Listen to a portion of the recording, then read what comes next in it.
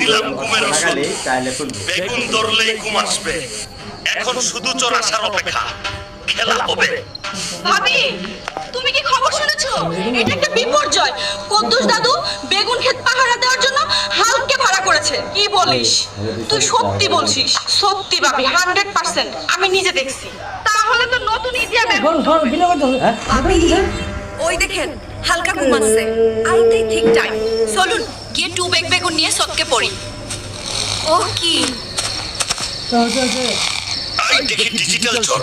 ভাবি ভাবি ভাবি ভাবছে আমি ঘুমিয়ে আছি, কিন্তু ভাবি তো জানেন আমি যাতে মাতাল, তাহলে ঠিক খেলা হবে সকালে।